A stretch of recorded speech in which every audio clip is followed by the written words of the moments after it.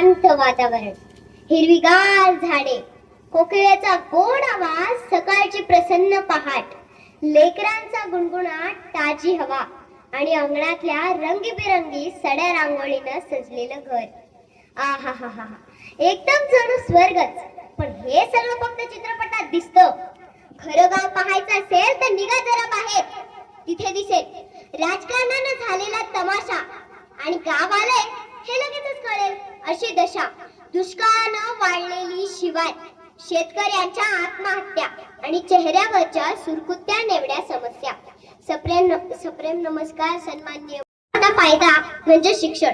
शहरात शिक्षणाच्या असंख्य संधी उपलब्ध आहेत, जसं चांगल्या शाळा, कॉलेजेस, कोचिंग क्लासेस आणि ग्रंथालय.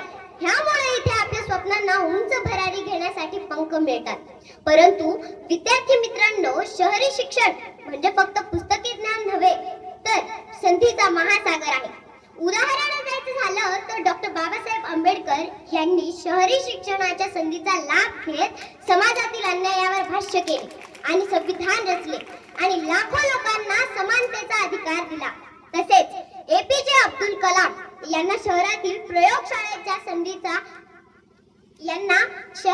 प्रयोगशाळेच्या सुविधा मिळाल्यामुळे यांना भारताचे मिसाईल मॅन बनता आले. आज जर त्यांनी गाव सोडले नसते तर हे शक्य झाले असते. शहरातील शिक्षण आपल्या जीवनाला उजळणी देत आपल्या स्वप्नांना पंख लावतं आणि आपल्या भविष्यातील समाजाला बदलण्यासाठी आपल्याला तयार करतं. विद्यार्थी मित्र आपल्याला तयार करतं. शहरी शिक्षणाचा दुसरा सर्वात मोठा फायदा म्हणजे दर्जेदार आणि तात्काळ आरोग्य सेवा.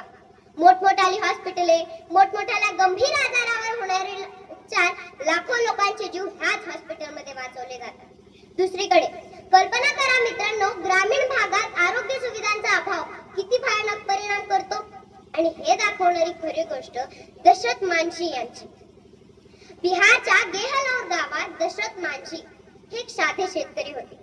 त्यांची पत्नी फाल्गुनी देवी त्या अचानक पडल्या आणि जवळचं रुग्णालय कोसळत्या डोंगराच्या पलीकडे आणि गावातील दुर्गम रस्त्यामुळे वेळेवर प्राण न पोहोचवू शकल्यामुळे त्यांना आपले प्राण गमवावे लागले. ही एक जीव गमावण्याची कथा नाही, तर ग्रामीण भागात असलेल्या आरोग्याची व्यथा आहे. पुढे याच माउंटेन मॅन दशरथांनी आपल्या हृदयातील वेदना थांबवल्या नाहीत, तर हॅमर चेनीने 22 वर्षात डोंगर खोदून ग्रामीण भागात प्रगतशील शहराशी जोडली आणि त्यांच्या अश्रूंच्या संघर्षातून लाखो लोकांचे जीव वाचले. शहरांमध्ये लहान मुलांपासून ते मोठ्यांपर्यंत प्रत्येकांना मनोरंजनाची साधने उपलब्ध आहेत, पण ग्रामीण भागात नसते. मुलांना खेळायला मैदान नाही.